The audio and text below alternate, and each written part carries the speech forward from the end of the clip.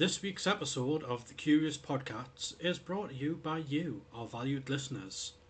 If there are any topics you would like to hear us talk about, you can submit your suggestions at curious.podcasts@gmail.com.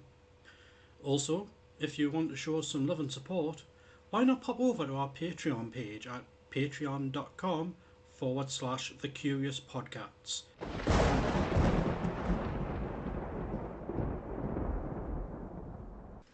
Well, Lawless, another week, another podcast. Yes. Well, how are you doing this week? I'm alright. Well, I'm half left. I've just lost a fiver on the way here.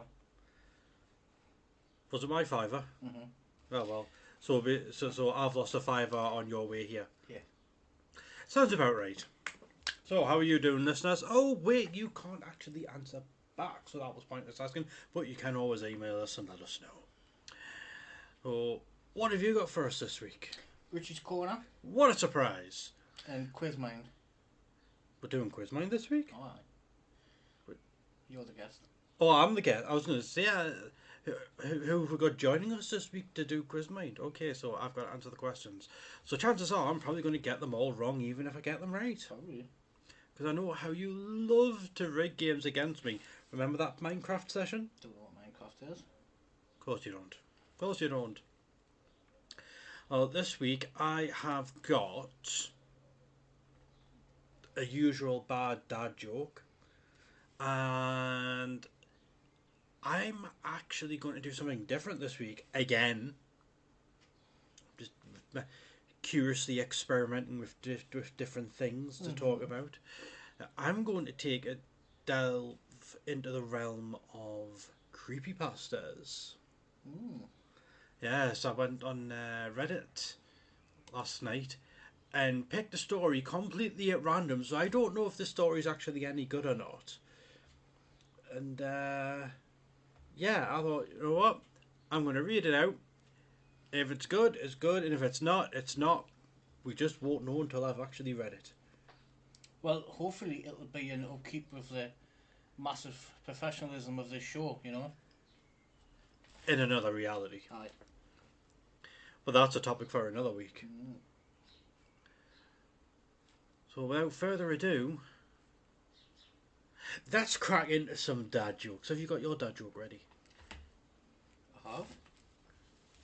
Well, it's... Well, I say dad joke. I've been Bad telling joke. people about the benefits of eating dried grapes. You know, raising awareness. But don't. Okay, so who is Chris Rock afraid of? Don't know. Chris Paper. Exactly. What a one. Exactly. Well, on that note then, I want to know who is this week's guest. Billy Ocean. Hey, isn't that who we were talking about last week? Mm-hmm. Well, I see we were talking First about. man in jar. You were talking about with. Craig. Well, it wasn't Craig though, was it? It was Quag. Quag. First man to step foot in Jarrah in a car. What was he driving? No one really knows. No one really knows.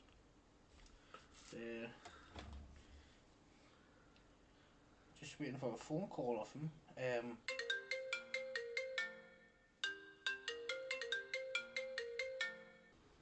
Hello, Billy. Yeah. Yeah. Yeah, well, I know it's not your real name. I know it's probably just a stage name. What? What do you mean in the name of your hotel? What? What's your hotel called? Billy's Ocean View.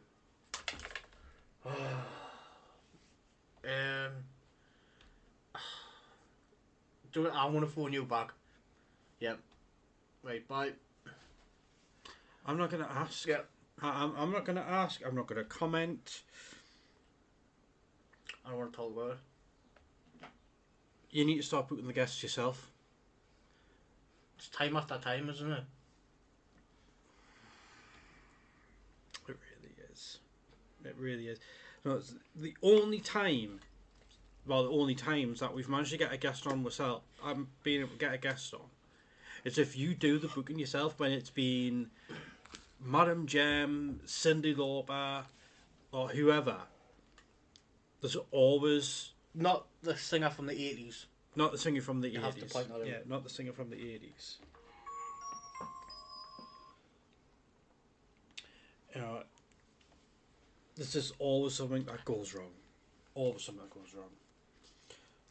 So yeah, you're gonna have to stop being such a lazy cat and actually do the bookings yourself. Why don't you shove a thistle down your dick? No, let's save that for the end of the show. Right, I'll end it. Get on with your bit. Okay then, time for Drew's Curiosity Corridor. I'm going to eat an apple over there. I was a corridor curiosities, but actually that's something that will be addressed later in the show.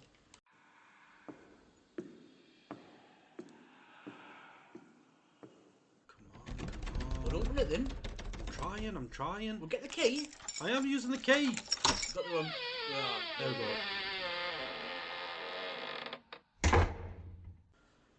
Hello everyone and welcome to another episode of Drew's Corridor of Curiosities. There we go. I got it out that time though. What was that? Two takes? I'll stop counting. Okay. So as promised or threatened, I'm doing a creepypasta this week. And this creepypasta is called Every Night at 2 a.m. Our daughter starts to cry. We should have paid attention sooner. Yeah, what it's about. And this is only part one. What a cryptic title. I know, right? So this is from Reddit, from the Mr. Creepypasta subreddit. It's from No Sleep. Or is it Young Steady? You know what, I'm too new to Reddit. I don't know how to tell what means what in this thing. Okay, enough namby-pamby fannying about. Let's get on with the actual story. Abby's shrill cries echoed through the hall, shredding through the thin veil of sleep I'd settled into barely an hour before. Alan rolled in place, groaning wordlessly as he folded the pillow over his ears. I stared daggers into him, scoffing to myself before wiping the sleep from my eyes and pulling myself from bed. It had been his job to put her down for bed last time, so I suppose it was mine to check on her. I shot a glance at the clock on my husband's bedside table, though I already knew what the time would read. 2 a.m. more or less on the dot. The clock read 2:03, right on schedule. Despite having dealt with the process every night for the past few weeks, it never got easier. It was as if our daughter had reverted back to her days as a newborn, rapidly regressing since turning 3. Things had been relatively easy with her over the years, but in the last few weeks she'd become more difficult than usual. There had been complaints about misbehaving at daycare, hitting other kids and biting, things of that nature, and we'd noticed in our own day-to-day life that she was beginning to grow obstinate. Where she'd once been an agreeable and rather easygoing kid, she was now difficult, often seeming to listen clearly only to turn around and do the opposite of what she was told, or something entirely different and altogether unacceptable. It was like she was trying to goad a reaction out of people. One of the hardest parts to her challenging new behaviour was her sudden inability to sleep through the night. It was like she'd found some new, fucked up circadian rhythm all of a sudden. We thought it might be the new house, a side effect of having a young child in an unfamiliar environment, but it felt odd. She'd been fine for the first week or so in the new place. Hell, she seemed to love it. And then one night, a little over 9 days after we'd settled in, she began the nightly tantrums, setting off every night around 2 a.m. like she was following a schedule. Given the fact that Abigail was still relatively non-verbal and couldn't really articulate herself in any other way, we dismissed the tantrums as anything other than commonplace. I shuddered as my feet met the wood floor, the chill of fall filling the room. I grabbed my robe from the foot of the ottoman beside our bed, throwing it over my shoulders as I made my way to Abby's room. The hallway was pitch black. Only faint traces of moonlight could be seen shining through the solitary window. Even through the grogginess and irritation, a blooming unease found a home, growing with each protesting groan of the floorboards and my daughter's shrill cry echoing off the walls. As my hand closed over the cool brass of the doorknob, my ears perked up unintentionally as my body tried to account for the lack of sight. I heard something that made me freeze in place. Amidst the sound of Abigail's crying, I felt certain I'd heard a voice. For the briefest of moments, I thought it was her father's before immediately remembering I'd left him behind in the bedroom. My stomach dropped, a sudden surge of panic dissipating the final mists of sleep clinging to me. I threw open the door, heart pounding as I rushed forward and into the room. Quickly I made my way to the side of Abigail's crib, nearly tripping in the act as my foot fell upon something soft and plush. I looked down to see the large stuffed bear I'd assumed my husband had gotten her when we moved. She'd been clinging to it like a flotation device in water every time I'd seen her since. Upon assuring her safety, I set to scouring the room for any sign of intrusion. My eyes frantically darted about the little space, and for a moment my own reflection on the sliding mirrored doors of the closet made my heart jump. I quickly pulled open the closet, and it being the only place in the room someone could hide themselves, to find it entirely empty. I meticulously scanned the room, as far as I could tell, undisturbed from the night before. The moonlight cast shadows across the carpet, making strange and forbidding figures of the mundane. It occurred to me that she must have tossed it out of her crib sometime during the night, and I wondered if that wasn't the reason for the latest of her nightly outbursts. As I picked up the stuffed animal sitting on the floor beside her bed, I found myself peering in through the thin wooden bars at my daughter. I felt a surge of relief as I saw her, though it was quickly replaced by a familiar sort of exhaustion as she cried, her little face scrunched and reddening, that I would be spending the next few hours of precious sleep time trying to get her back to sleep. I reached into the crib, gently lifting her from the bed and pulling her into my chest. Almost immediately, her cry settled into a soft babble, and I felt a flood of emotion I'd only known post-pregnancy, an overwhelming sort of love. I made my way to the rocking chair opposite the bed, settling into a rhythm as I began to hum a lullaby. At the back of my mind, I replayed those moments before I'd entered, questioning whether I'd really heard anything at all. I had felt so sure, in those brief moments before I'd entered, that there had been another voice. What do you think, Lawless? What do you think that voice could have been? Some kind of demon, I reckon. Demon. Well,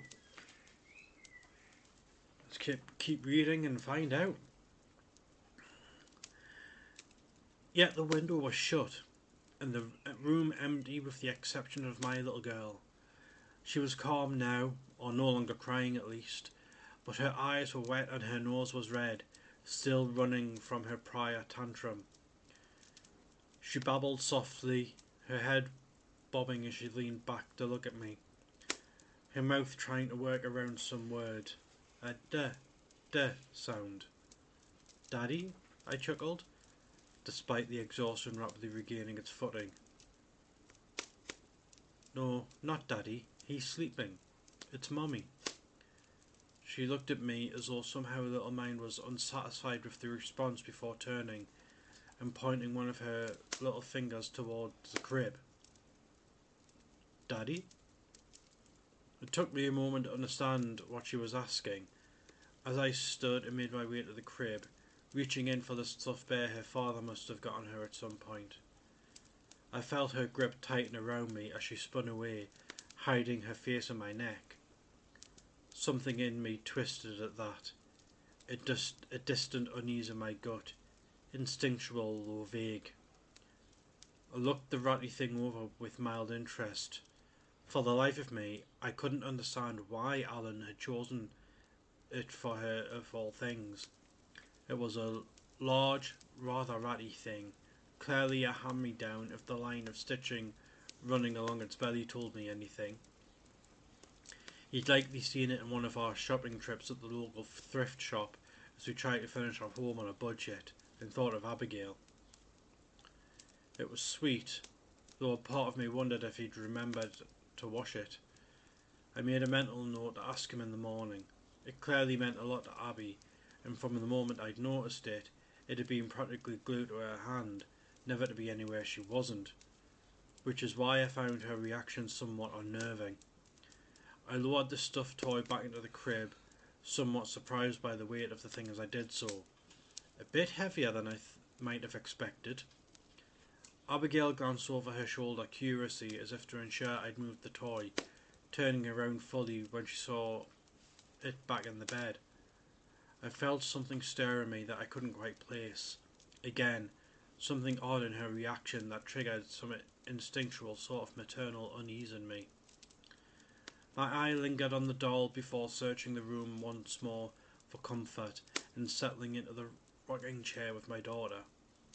It took several minutes for that faint unease to fade to the back of my mind, lingering silently under the surface, and it took a little longer than that for Abby's breathing to slow and sleep to fall over her again.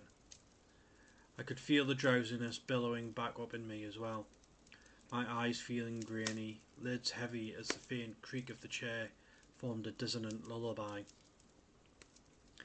The protesting groan of the floorboards and the screech of the door's hinges pierced the veil of sleep that had come to settle over me. Suddenly, I found myself going straight into defence mode, my mind immediately thinking back to the voice I thought I'd heard earlier, and my eyes shot open. It took a moment to adjust to the darkness, and my heart plummeted into an icy pool of fear in my gut as the outline of a man grew apparent in the doorway, only settling once my husband spoke. "You coming back to bed, Leanne?" he asked, sleep audible in his voice as he rubbed at his eyes. I took a breath, allowing my heartbeat to return to a normal pace before nodding.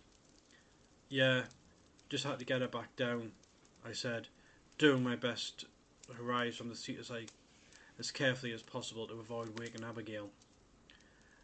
I made my way to the crib, slowly lowering her in beside the stuffed bear before making my way towards Alan. "You okay?" he muttered, closing the door as silently as he could manage as we crept back towards our room. Some of that lingering unease must have been visible on my face, I realised. I shrugged, shaking my head as though to free my mind of the cobwebs of exhaustion. Yeah, I'm fine. I shrugged, hearing that voice again in my mind. The sound so clear, I had to wonder if I wasn't misremembering. Thought I'd heard a voice earlier, in Abby's room. Seeing the flood of emotions making their way to his face, I quickly added, "I checked everywhere, the room's empty. I think I'm just tired." He nodded, but glanced back at the room for a moment as if considering whether or not to check himself. I placed a hand on his arm, stifling a yawn. "It's okay, Alan. She's fine." He nodded, casting a parting look at Abigail's door before turning and heading with me back to our bedroom. I glanced once more down the hall, its darkness casting in an unshakable eeriness, and did my best to assure myself Abby was all right despite the odd, vague feelings of uneasiness still clinging so stubbornly. Sleep came soon after we climbed back under the covers, and while I struggled to recollect my dreams from that night, I know they were dark, the sort to ensure my sleep was a restless one. Looking back, I wonder if it was my mind's way of warning me to not let my guard down, that the worst was yet to pass. I'm going to take a slight break there. Crikey, Lawless. This reading stuff out loud is sure thirst quenching. Ah, which brings us to our sponsor this week, Kerry's Kebabs. What's that got to do with quenching the thirst? Sure. I was thinking more Kerry's Cola. No. Yes. No. This is my segment. No. This is my segment. You shut up then? Why should I shut up during my segment? Leave me alone, I'm trying to eat an apple. I know, I think everybody heard it before. Sounds like a horse, doesn't it? I was writing stuff down for you as well, but I think I've thrown the cunt in the bin now, so... It's not Kerry's cunt, is it? Kerry's Kebabs, Kerry's Cola. Shut up, carry on. Right, where was I? Cheerios or Frosted Flakes? I asked, lifting both of the boxes, raising an eyebrow as I asked Abigail for the third time which of our two kinds of cereal she wanted. I'd already had to clean up a bowl of oatmeal from the kitchen floor that she tossed in a little fit of rage. The question only prompted more tears, her face growing a bright red and wrinkling into a silent scream, as though she were building up for another bout of shrieking. That morning had been especially challenging. Abigail was acting out even more than she had been in the past few weeks, to the point that Alan was offering his apologies on the way out of the door, knowing that I'd have to wrangle her all alone while trying to manage my online classes. By the time afternoon rolled around, I was at my wit's end. My nerves were so far beyond frayed that every noise seemed poised to send me into a fit of irritation. Class had started, and despite moderate success for a few hours, Abby had set back into one of her tantrums again, this time showing no signs of stopping. There was a test that day, and after spending most of the time juggling between my class and Abby, I did something I knew better than and hated doing. I flicked on the television, turning to the first YouTube playlist I saw featuring familiar kids' characters. Mommy just needs 20 minutes, baby. Please just watch TV, okay? I'll be right back. I left her in front of the living room television, hurrying to shut myself off in the room before too much time could pass on my exam. I did my best to stifle the flood of emotions I felt as I heard her cries grow louder, tottering behind me. As I entered the small room off of the living room which I'd been using as an office, I closed the door behind me. Abby's cries rose into shrieks, her little fists pounding against the door. I swallowed hard, sighing as I fought back the watering in my eyes. Just 20 minutes. She'd be okay for 20 minutes, I tried to remind myself, every bit of me wanting to open the door despite my exhaustion. I remained steadfast, making my way to the computer and beginning work. After a few minutes she stopped, her cries falling into pitiful sniffles, before I could hear her totter away. I tried not to rush through my test, my grade in the class already having suffered from so many sleepless nights, yet my mind wavered between the work, the thoughts of Abby. I pushed through, eventually losing myself in the test as it grew in difficulty, until I'd reached the end, falling back in my chair with a sigh. I turned in place, spinning the seat to face the window that made up most of the wall. Outside I could see the neighbour lady, Mrs. Janice Melody, as she told me to call her, and her husband in their yard. Their ancient old pickup shone in the driveway, a unique shade of orange that could be described as something of an eyesore at best. She was watering the grass, despite the fact that the Illinois weather almost certainly meant some more snow could be expected before summer. While he passed out popsicles to a few of the local kids, a group of boys taking a break from their play. They'd been playing a game of street hockey, which I tried to drown out while working, but watched with some mild interest as my mind drifted to thoughts of the future. It shouldn't be too long before Abigail was out there. I could almost see her in my mind, a perfect mix of her father and I, smart and sweet, but with an attitude to boot, out there with the other kids.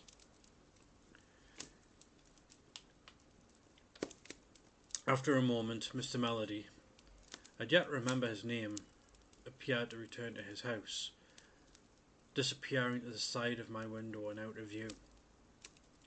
I watched a few more minutes as the kids continued their game, his wife stopping her busy work with every few minutes to yell at them when the ball touched her lawn or some similar offence, remaining lost in thoughts of the future. Crikey, all this is going on for a while. I'm wondering when it's going to get somewhere. Maybe I should have read this in advance. Maybe. Well, I'll know for future not to pick one that's quite so long. But I'll tell you what I'm going to do. I'm going to leave this on a cliffhanger, because my throat is actually starting to hurt with this non-stop talking. I'm not used to it, you know. So, listeners, I am going to leave this creepypasta on a cliffhanger right here, right now.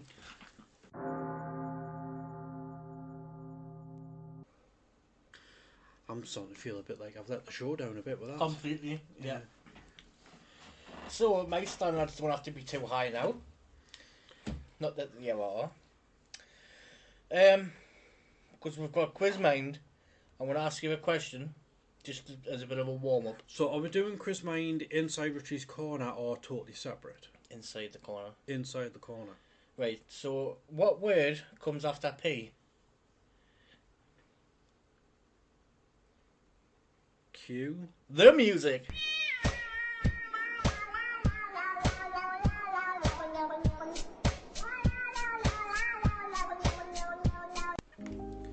Hello, welcome to Richie's Corner. This week's sponsored by Kevy's Kebabs. If you want a kebab, give Kevy a ring. She might say yes. Shut up. We're going to start with some random facts. Today is Thursday. Tomorrow is Friday. And the moon is made of cheese. Okay, we've got some fan mail. This is from Danny from London. Do you know who I am? Yes, Danny from London. What we have from Stacey from Nottingham. Did you hear that? I did actually. We've got one here from Chrissy from Cornwall. Hi Richie, can you help me? My teenage cat has told me she's pregnant. I haven't told my husband yet, as I'm not sure how to break it to him. I didn't even know she had a boyfriend. P.S. Can I have a picture of Pods wearing a ballet dress? Absolutely. My advice would be just to tell him outright.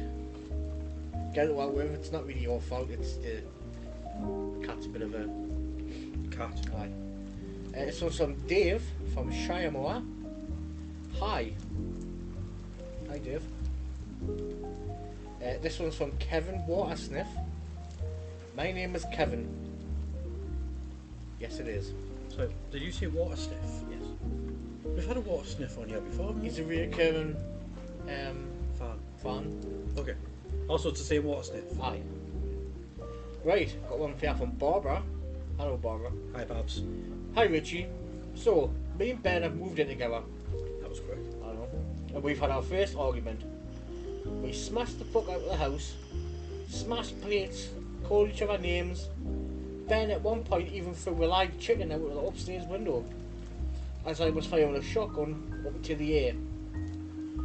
At one point, the estate agent who was showing us around the house ran back to him.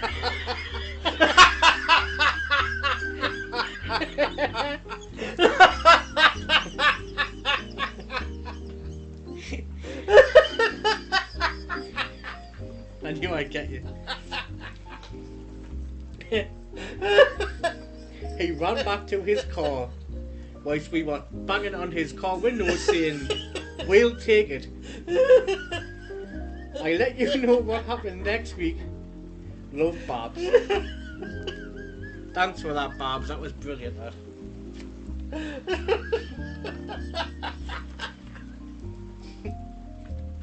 Oh, fuck. Thanks, Babs. You made my fat hurt. This one's from Billy Barnes. Oh, not Billy Barnes again. My arch nemesis. I cannot sleep at night knowing you two dickhats are out there somewhere. My podcast is way better than you pair of ass clowns. You should shovel shit into your ears so we know how it feels listening to you. Pricks. Listen to a good podcast at Curious Podbats. Flame likes the Podbats, doesn't he? There's quite a few people like Podbats.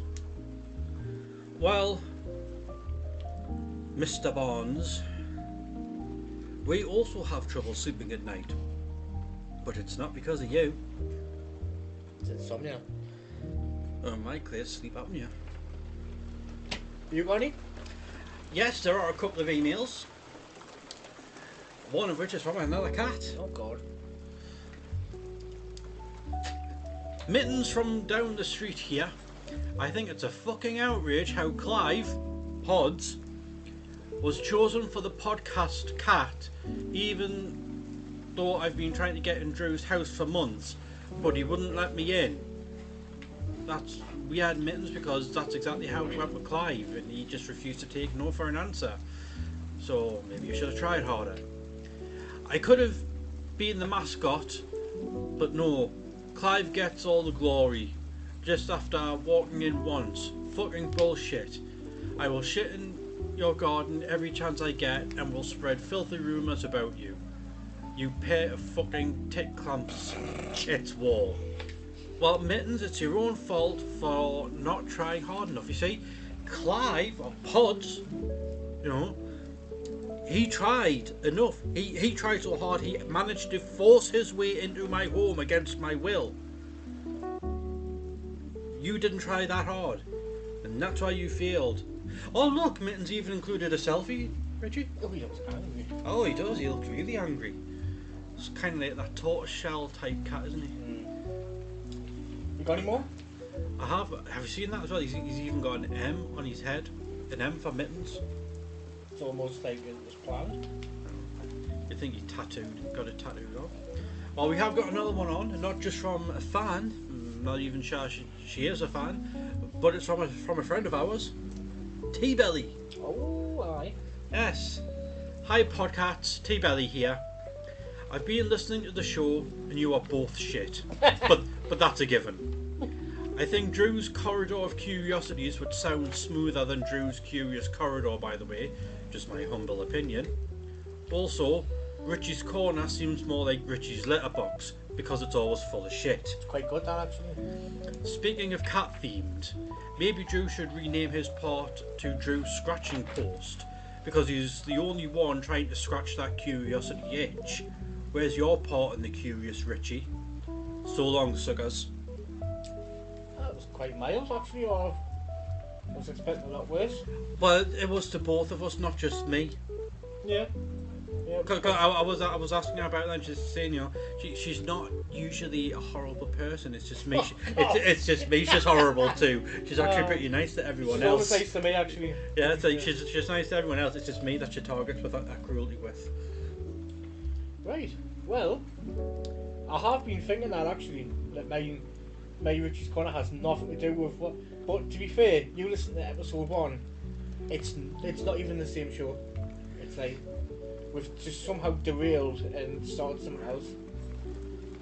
So I'm not renaming the show. We're not renaming it, and I'm not getting better at it. So right. Now it's time for quiz mind. Do I need to add music into this bit? Yes. Okay. Same as last week. Okay, so this week's prize is melted down Easter eggs from Chernobyl. My favourite. Even better than Belgian chocolate. Right, now sit down, shut your hole, and get ready for question 1. Dun, dun. In what year did the UK last win the Eurovision Song Contest? I didn't know the UK ever had one. It. Why are? So that's, you don't know? No idea. It was 1987 Really? with Katrina and the Waves. Who was the first woman to fly solo across the Atlantic? Would that be Amelia Earhart? Yeah, well done. Which country invented tea? India? China. All the team Most China. people I've met said that, right. Question 4. How many bones does a shark have? A lot. None. It's all cartilage. Huh. Konnichiwa means hello in which language? Japanese. Correct. Who discovered penicillin? Oh, fuck.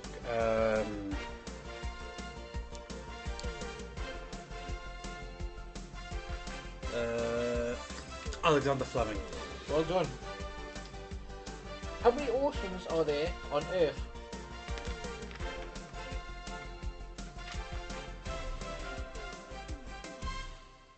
Seven?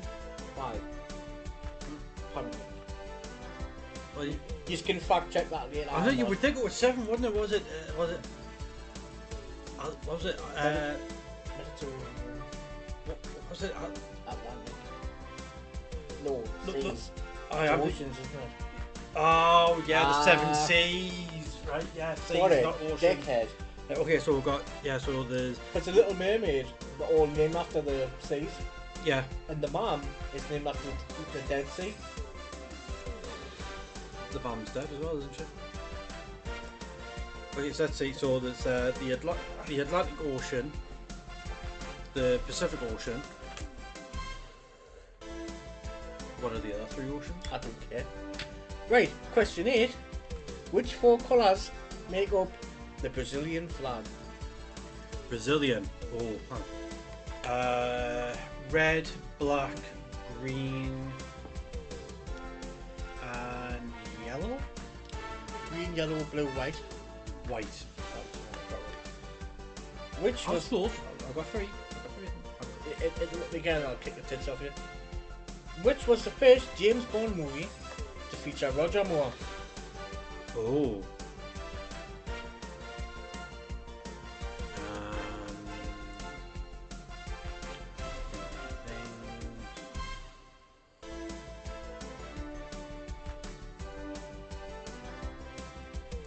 I don't remember. Live and Let Die. Wait, that was his first one. Yep. Another Bond. Final question. What was Daniel Craig's first Bond movie? Yeah, Casino Royale. Correct. Bonus question. This is for the Melted Down Easter eggs from Chernobyl. Why is Drew a wanker? Because he was born that way. You can have him. Thank you. That was a very good quiz, mind. It was. Okay. Well, that's a wrap up for Richie's Corner. Back to the show.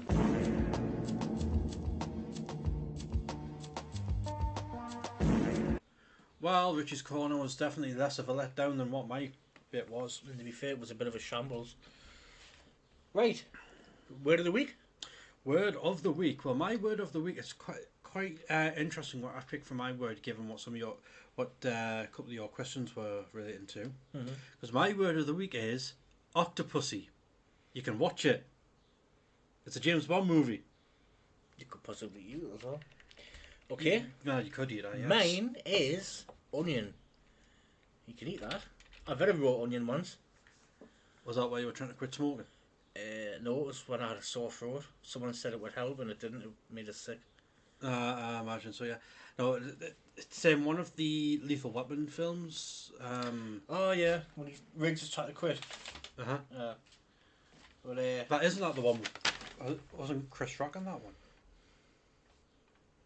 Chris Rock is in them. Aye. Joe Pesci's in them as well, and Pesci. Pesci. No, Don't correct us, Drew. I'll correct you. No, no, no, no. Well, You can't come up with that shit show, right? And then start lecturing me about fucking. Fuck off. it's Pesci.